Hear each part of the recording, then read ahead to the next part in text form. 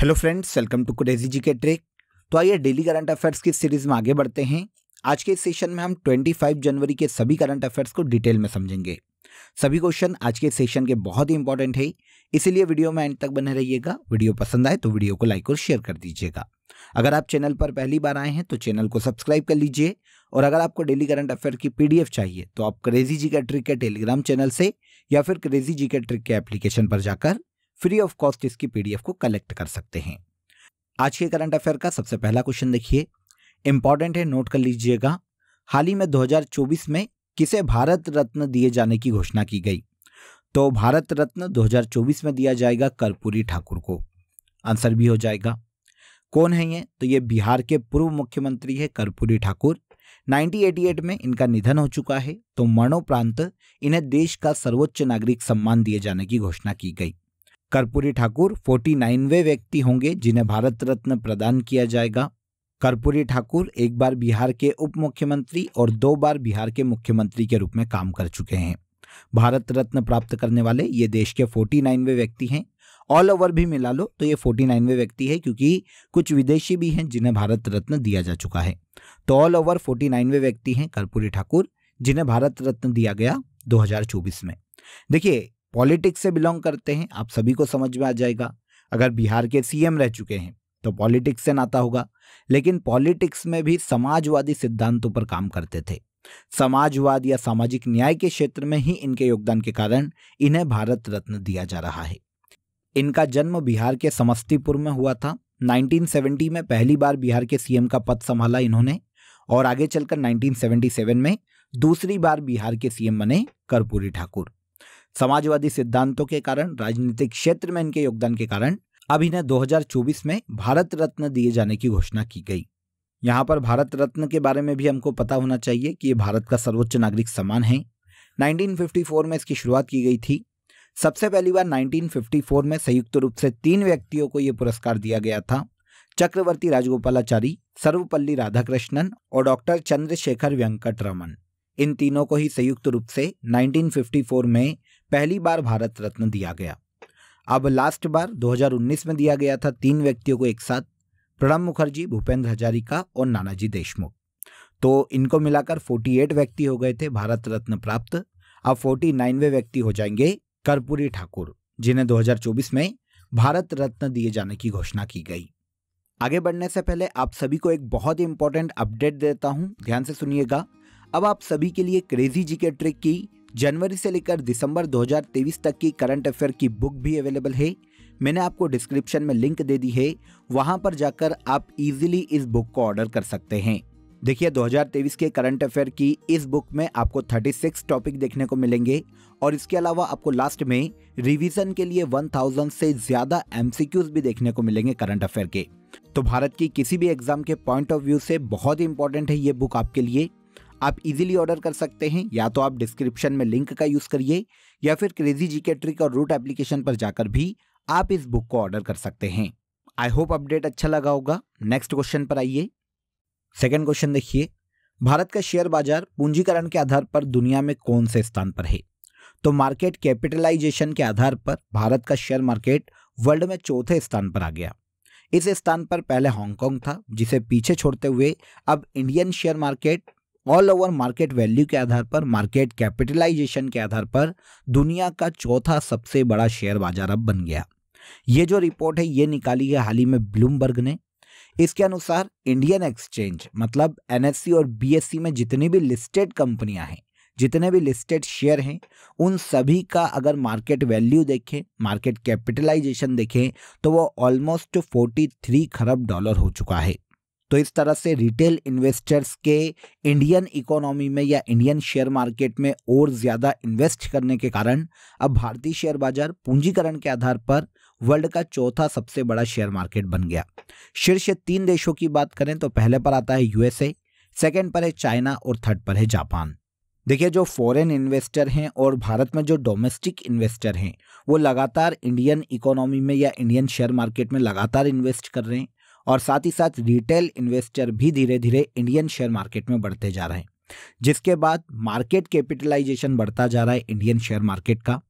अब market capitalisation के आधार पर वर्ल्ड का चौथा सबसे बड़ा एक्सचेंज या शेयर मार्केट बन गया है इंडिया का। टॉप 3 में अभी हमने बात की यूएसए, चीन और जापान हैं और 4th पर हांगकांग को पीछे छोड़ते हुए अब भारत चौथे स्थान पर है। ओके, इसके बाद आइए वर्ष 2023 के लिए ICC men's T20 cricketer of the year का पुरस्कार किसे दिया गया। तो देखिए आईसीसी ने 24 जनवरी 2024 को ही आईसीसी के सभी अवार्ड्स की घोषणा की है, जैसे मेंस और women's T20 cricketer of the year. तो इसमें जो men's T20 cricketer of the year है 2023 के लिए वो घोषित किया गया भारत के सूर्य कुमार यादव को। आंसर डी करेक्ट हो जाएगा। लगातार दूसरे साल ऐसा हुआ है फ्रेंड्स कि सूर्य कुमार यादव को ICC T20 player of the year चुना गया। इसके पहले 2022 के लिए भी सूर्य कुमार यादव ही ICC T20 player of the year थे। अब अदर जो विनर है उनकी भी बात कर लेते हैं। ICC T20 player of the year main में तो आपको पता चल गया कौन हो जाते हैं, सूर्य कुमार यादव। अब विमेंस कैटेगरी की बात करें तो ये है हेले मैथ्यूज, जो कि वेस्ट इंडीज की महिला क्रिकेट खिलाड़ी है। आईसीसी मेंस एसोसिएट क्रिकेटर 2023 का खिताब बेस डी लिडे को दिया गया, जो कि नीदरलैंड के खिलाड़ी हैं। ICC women's associate cricketer of the year 2023 का खिताब क्विंटोर एबेल को दिया गया, जो कि केनिया की महिला खिलाड़ी है। ICC emerging men's cricketer of the year 2023 का खिताब रचिन रविंद्र को दिया गया, न्यूजीलैंड के खिलाड़ी हैं, क्रिकेट खिलाड़ी हैं। और ICC emerging women's cricketer of the year 2023 का खिताब पॉयबे लिचफील्ड को दिया गया, जो कि ऑस्ट्रेलिया की महिला क्रिकेट खिलाड़ी है। तो ये अदर अवार्ड भी याद रखिएगा, एग्जाम में पूछे जा सकते हैं। क्वेश्चन हमारा ICC men's T20 player of the year से था। तो 2022 में और 2023 में इस साल दोनों साल के लिए लगातार सूर्य कुमार यादव को यह खिताब दिया गया। ये भारत के क्रिकेट खिलाड़ी हैं। आईसीसी हर साल प्रदर्शन के आधार पर इन अवार्ड्स की घोषणा करता है। 2004 में इनकी शुरुआत की गई थी। सबसे ज्यादा बार ICC men's T20 cricketer of the year का अवार्ड विराट कोहली को दिया गया है इंडिया के। 9 बार इन्होंने ये अवार्ड अपने नाम किया और महिलाओं में एलिस पेरी ने यह अवार्ड 6 बार अपने नाम किया है। भारत, फ्रांस और यूएई की किन सेनाओं के मध्य डेजर्ट नाइट अभ्यास आयोजित किया गया। डेजर्ट नाइट युद्धाभ्यास है फ्रेंड्स, जो कि भारत, फ्रांस और यूएई की वायुसेना मतलब एयर फोर्स के मध्य में हाल ही में आयोजित किया गया। 23 जनवरी 2024 को अरब सागर के ऊपर अभ्यास डेजर्ट नाइट का आयोजन किया गया भारत, फ्रांस और यूएई के मध्य में। तो यहाँ पर इन देशों को भी नोट कीजिएगा कि किनके मध्य आयोजित होता है। तो डेजर्ट नाइट युद्धाभ्यास, जो कि एयर फोर्स का युद्धाभ्यास है, भारत, फ्रांस और यूएई के मध्य में कंडक्ट किया जाता है। इस युद्धाभ्यास में भारतीय वायुसेना ने, फ्रांसीसी वायुसेना ने और यूएई की वायुसेना ने पार्टिसिपेट किया। भारत की ओर से इस युद्धाभ्यास में Su-30, MKI, MiG-29, Jaguar, C-30J जैसे फाइटर विमानों ने पार्टिसिपेट किया। यहाँ पर नाम से आपको उद्देश्य भी समझ में आ जाएगा। तीनों देश फ्रांस, भारत और यूएई की वायुसेना के मध्य में तालमेल स्थापित करना, आपसी सहयोग स्थापित करना इस युद्धाभ्यास को आयोजित किए जाने का मुख्य उद्देश्य है। किन देशों की वायुसेना के मध्य में आयोजित किया जाता है ये याद रखिएगा। तो इंडिया, फ्रांस और यूएई की वायुसेना के मध्य में वायुसेना अभ्यास डेजर्ट नाइट का आयोजन किया जाता है। 2024 में इसका आयोजन अरब सागर के ऊपर किया गया, भारत के निकट। नेक्स्ट क्वेश्चन देखिए, राष्ट्रीय मतदाता दिवस कब मनाया जाता है। वेरी वेरी इंपॉर्टेंट, नोट कर लीजिएगा। भारत में नेशनल वोटर्स डे के रूप में 25 जनवरी को अनाउंस किया गया था, मतलब ये 25 जनवरी को मनाया जाता है। 2011 में इसकी शुरुआत की गई थी और 2011 से हर साल 25 जनवरी को राष्ट्रीय मतदाता दिवस के रूप में मनाया जाता है। अब आपके दिमाग में क्वेश्चन आएगा कि 25 जनवरी को ही क्यों इस डेट के रूप में चुना गया। तो देखिए 25 जनवरी को 1950 में राष्ट्रीय निर्वाचन आयोग का गठन किया गया था और राष्ट्रीय निर्वाचन आयोग या फिर राष्ट्रीय चुनाव आयोग के गठन के उपलक्ष्य में 25 जनवरी को राष्ट्रीय मतदाता दिवस घोषित किया गया 2011 में। Nothing like voting, I vote for sure 2023 और 2024 में नेशनल वोटर्स डे की थीम है। कब मनाया जाता है? तो हर साल 25 जनवरी को मनाया जाता है। इस साल 2024 में ये 14th एडिशन है नेशनल वोटर्स डे का और राष्ट्रीय निर्वाचन आयोग का ये स्थापना का 75वां साल है, ये भी याद रखिएगा। पूरे देश में मतदाताओं को अपने अधिकार के प्रति जागरूक करना, वोटिंग के प्रति सभी लोगों को जागरूक करना नेशनल वोटर्स डे को मनाए जाने का मुख्य उद्देश्य है। 25 जनवरी को हर साल नेशनल वोटर्स डे के रूप में मनाया जाता है। देखिए फ्रेंड्स, अब आप सभी के लिए क्रेजी जीके ट्रिक के रूट एप्लीकेशन पर आरएम 2.0 बैच स्टार्ट होने वाली है 5 फरवरी 2024 से। जीएस फाउंडेशन की ये बैच है फ्रेंड्स, और इस बार स्पेशली फोकस किया जाएगा इस बैच में आंसर राइटिंग पर। सिविल सर्विसेज के जितने भी एस्पिरेंट हैं उन सभी के लिए ये बैच बहुत ही इंपॉर्टेंट होने वाला है, क्योंकि इस बैच में सभी को इंडिविजुअल मेंटरशिप भी दी जाएगी। मतलब किसी भी स्टूडेंट को अगर किसी भी टॉपिक में प्रॉब्लम है, किसी भी सब्जेक्ट में प्रॉब्लम है, तो इंडिविजुअली वो एक्सपर्ट से उसकी राय मांग सकते हैं। एक्सपर्ट उनकी क्वेरीज को सॉल्व करेंगे। ये पूरा बैच आपके लिए लाइव होगा। लाइव बैच के बाद आपको सभी लेक्चर रिकॉर्डेड फॉर्म में भी अवेलेबल हो जाएंगे। हर टॉपिक के बाद आपको क्लास नोट्स भी दे दिए जाएंगे एप्लीकेशन में ही। आप टेस्ट भी लगा सकते हैं हर टॉपिक के बाद। टेस्ट सीरीज भी आपके लिए अवेलेबल है इस बैच में। स्पेशली आंसर राइटिंग पर फोकस किया जाएगा पर टॉपिक के, और इंडिविजुअली मेंटरशिप के बारे में मैं आपको बता ही चुका हूं। ये भी आपको इस बैच में आरएम 2.0 में प्रोवाइड करवाई जाएगी। यहाँ पर बात आती है कि कौन से सब्जेक्ट कवर करवाए जाएंगे। तो देखिए, आरएम बैच के हमारे जितने भी सब्जेक्ट है उन सभी को यहाँ पर इंक्लूड किया गया है। इसके अलावा कुछ नए ऐड किए गए हैं, नए सब्जेक्ट ऐड किए गए हैं, जैसे Indian foreign policy, international security, disaster management और इंडियन सोसाइटी। ये नए सब्जेक्ट है जिन्हें आरएम 2.0 में ऐड ऑन किया गया है।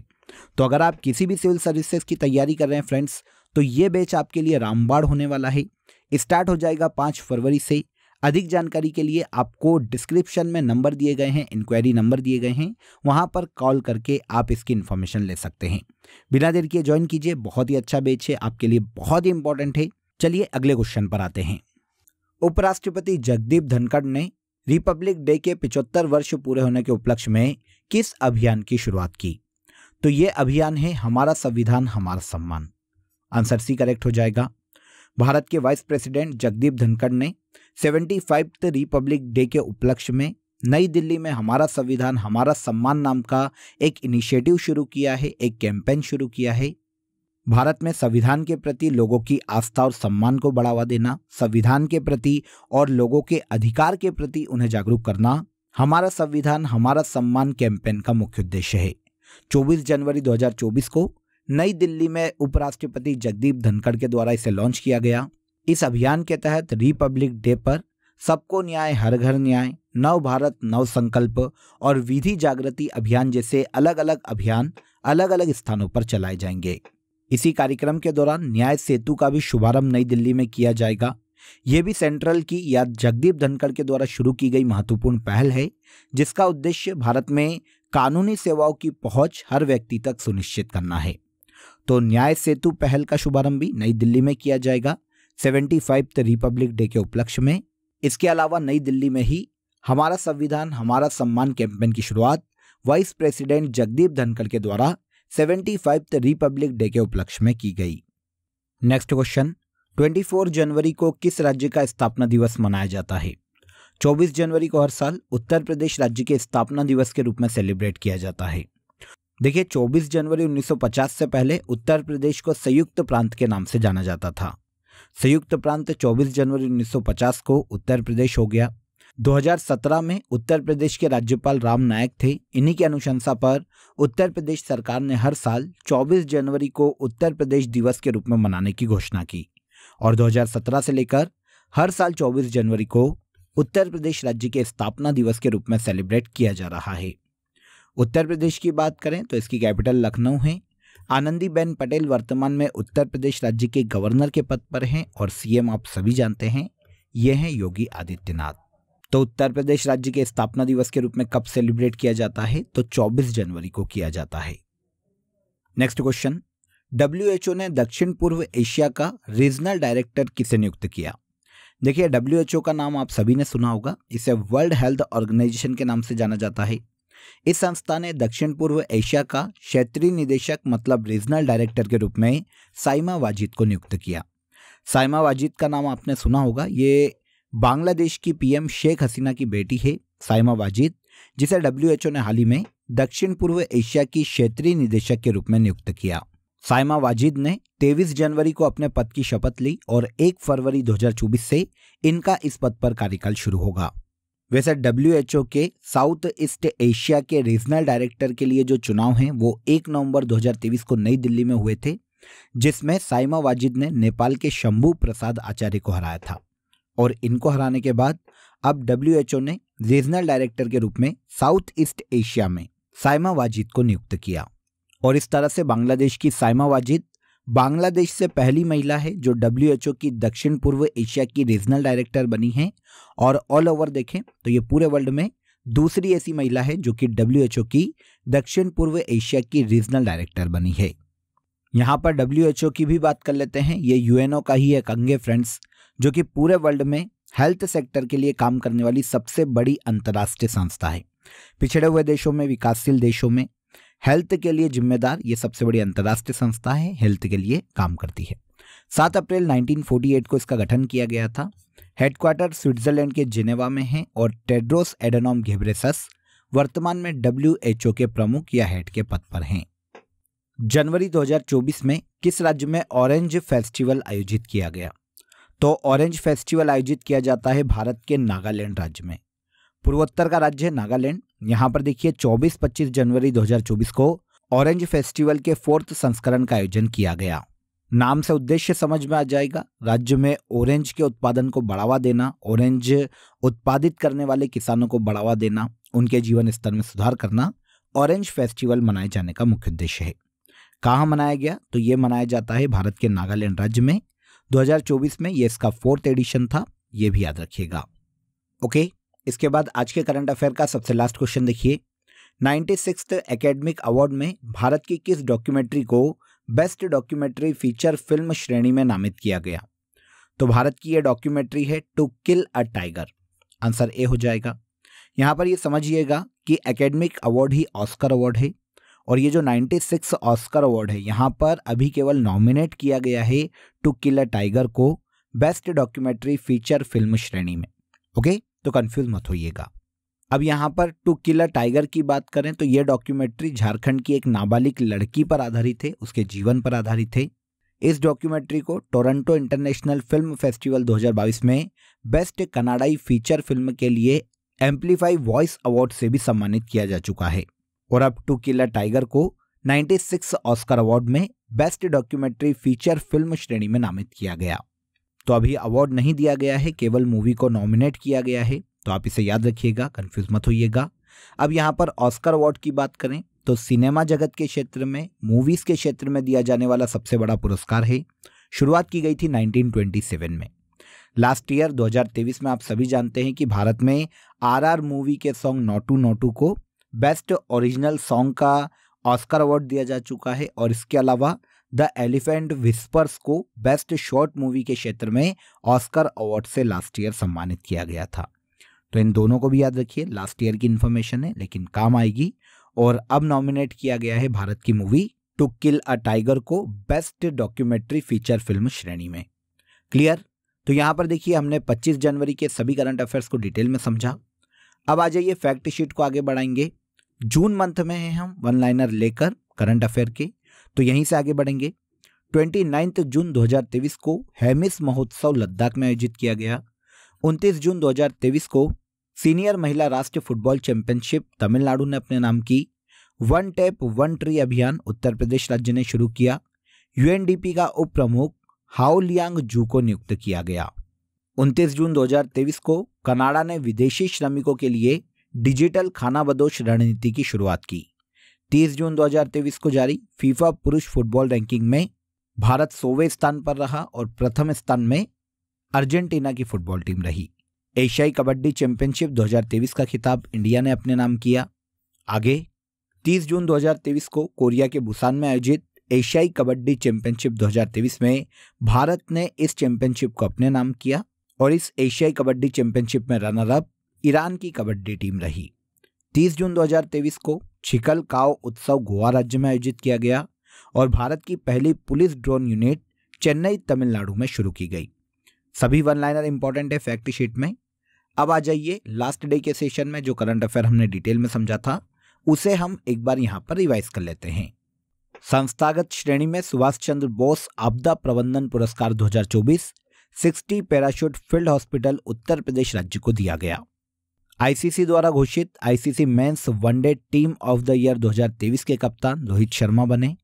24 जनवरी को राष्ट्रीय बालिका दिवस के रूप में मनाया जाता है। पॉली उमरीगर पुरस्कार 2023 शुभमन गिल को दिया गया। भारत के पीएम नरेंद्र मोदी ने सोलर एनर्जी को बढ़ावा देने के लिए प्रधानमंत्री सूर्योदय योजना की घोषणा की। 11वां भारत किर्गिस्तान संयुक्त विशेष बल अभ्यास खंजर का आयोजन हिमाचल प्रदेश के बकलोह में किया गया। आगे आइए, उत्तर प्रदेश गौरव सम्मान 2023-24 से डॉक्टर रितु करिधल और नवीन तिवारी को सम्मानित किया जाएगा। अफ्रीकी देश केप वर्ड को मलेरिया फ्री हाल ही में WHO के द्वारा घोषित किया गया। चर्चा में रही मधिका भाषा दक्षिण भारत में बोली जाने वाली लैंग्वेज है। और लास्ट देखिए, भारत और मिस्र के मध्य में अभ्यास साइक्लोन 2024 का आयोजन किया जा रहा है। इन सभी करंट अफेयर्स को लास्ट डे के सेशन में हमने डिटेल में समझा था। अब आज के लिए आपके लिए question of the day important है, कमेंट में जरूर बताइएगा कि इसका आंसर क्या है। आज के सेशन से रिलेट करते हुए है क्वेश्चन, तो आप इजीली आंसर दे पाओगे कमेंट बॉक्स में। क्वेश्चन सुनिए, भारत रत्न दिए जाने की शुरुआत कब की गई थी? बहुत ही इंपॉर्टेंट क्वेश्चन, कमेंट में जरूर बताइएगा कि इसका आंसर क्या है।